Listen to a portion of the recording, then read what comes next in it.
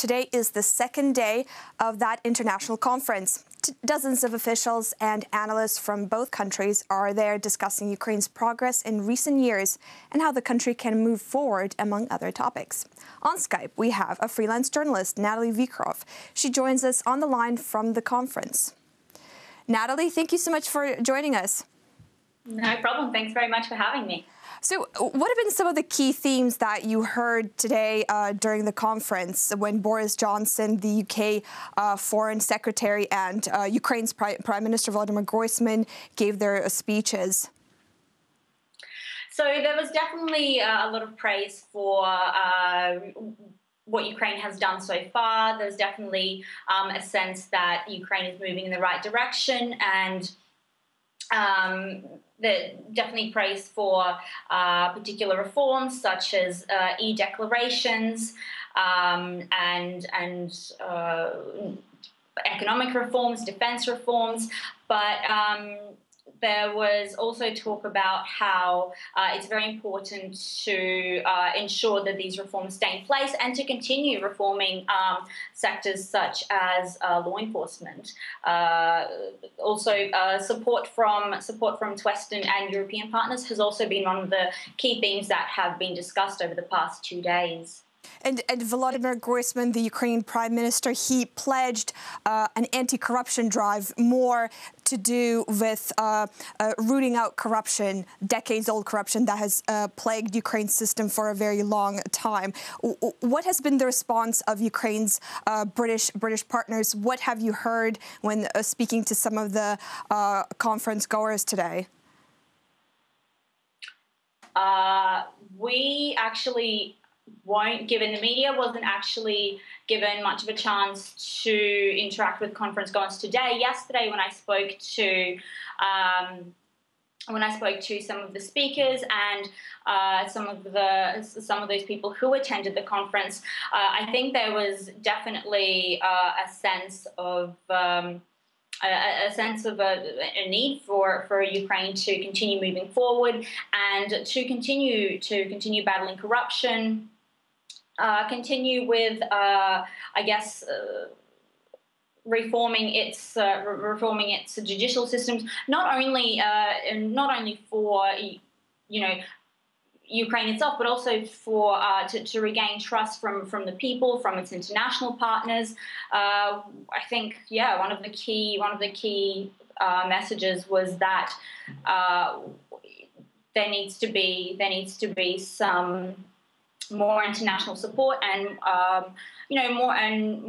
more funding from international sources, and the only way to get that kind of support is to show that there are internal changes happening, to show that there are reforms in key sectors, and to show businesses that they can safely come to Ukraine. Right, I see. Now, let me just read to you. Yesterday there was a Ukraine reform conference at Chatham House that I understand you attended as well. Yes. So Ivana Klympush-Tsinidze, she's Ukraine's Deputy Prime Minister on European and Euro-Atlantic integration. She said, Russia creates an image that Ukraine is a failed state. We have many problems, but Ukraine is changing more than the Kremlin wishes to admit. Now, was there a reaction to this? Because that's quite a powerful statement.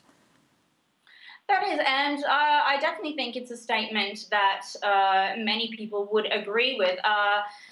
In terms of the panel itself, it sort of went in order, but that kind of statement is echoed by, I think, many members.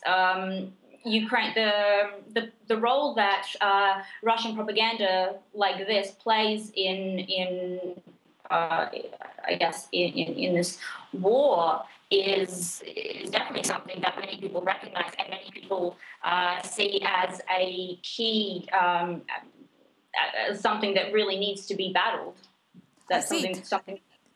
Now, some of the other key themes that have been heard over the past couple of days were some of Ukraine's successes and failures. Now, would you say that you have heard a lot of solutions from Ukraine's international partners during some of these conferences? Was there some sort of breakthrough, perhaps?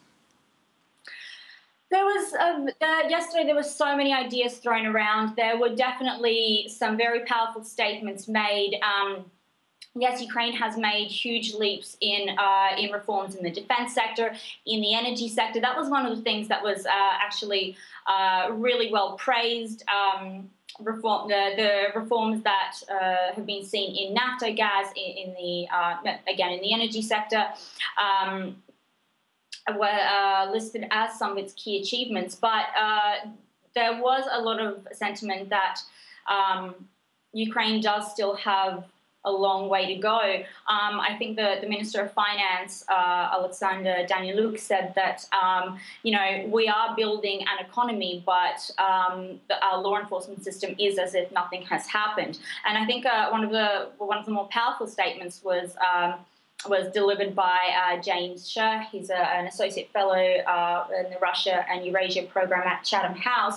And he basically said that if the authorities in Ukraine prove that they're more interested in power than national security, then they risk causing a disaster for the country. So I think, one of the key messages to take away is that Ukraine is doing really well so far, but it needs to just keep pushing further and further and delivering those reforms. And those seems to be the remarks that have been echoed today by Ukraine's the UK Foreign Secretary Boris Johnson when he said a lot has been done, a tremendous amount of work that Ukraine has achieved, but unfortunately, this isn't the end. There are still steps to be taken. Thank you so much for joining us all the way from London. No problem. Thank you so much for having me. So we were joined by Natalie Vikhrov. She is a freelance journalist, and we've been talking about Ukrainian Prime Minister Volodymyr Groysman's visit to London, where he spoke at an international conference.